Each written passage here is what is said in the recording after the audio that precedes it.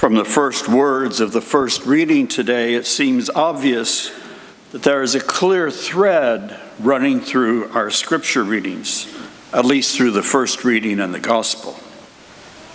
And the thread that is clearly seen in those readings is marriage.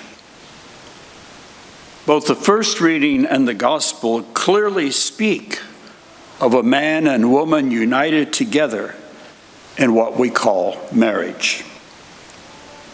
In the first reading from Genesis, God tells the man that he will make him a suitable partner.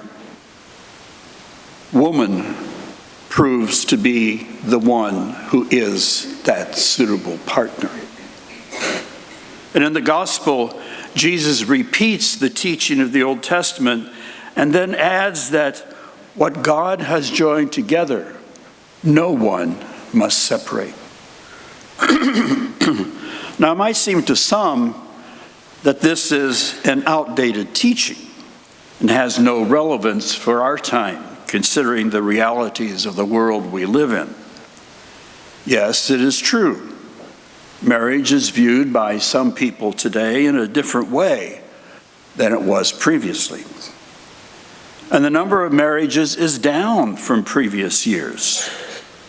More couples are choosing, for various reasons, to live together without being married.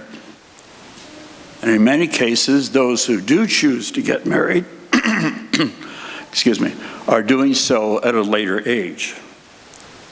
But even considering that, generally speaking, marriage is still regarded by society as something that is very desirable for many couples. A committed union is desired when two people want to live in a lifelong, loving relationship with each other. But having said all that, it is also true that the divorce rate is up.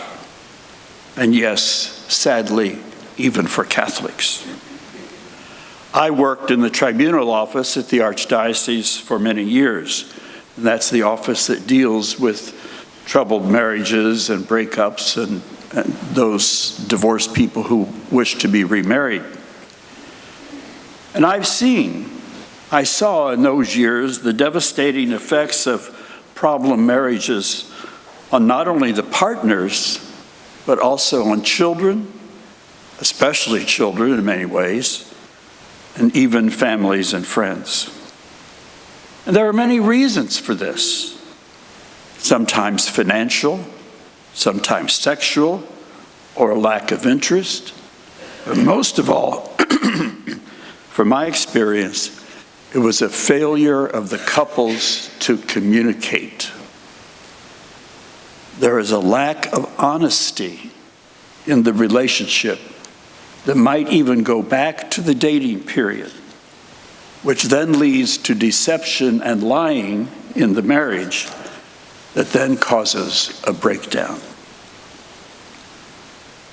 So how then are we to interpret Jesus' words in light of the cultural situation we are in today? First, I think we must acknowledge that Jesus is not being unrealistic or unreasonable.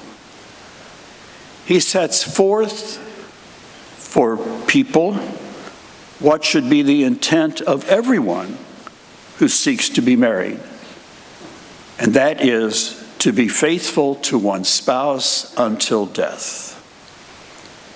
In fact, anyone who enters marriage without this intention, without the intention to be faithful until marriage, goes against the true meaning of marriage, as set forth from the most ancient of times, as we heard in today's first reading.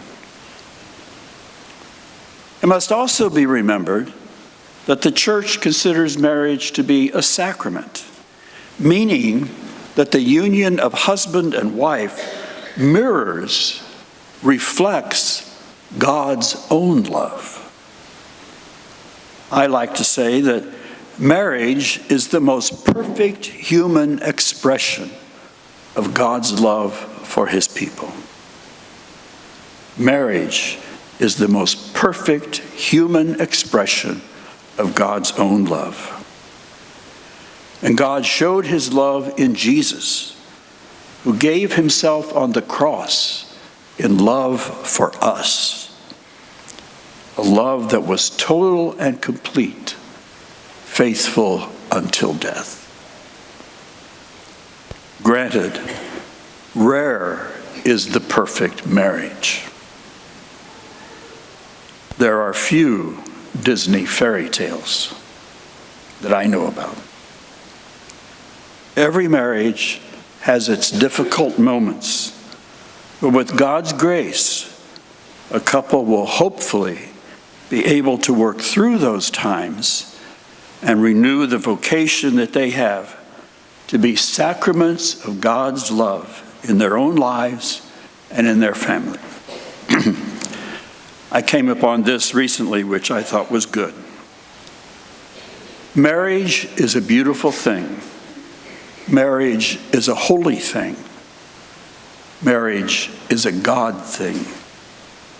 Do you know the true value of marriage? End quote.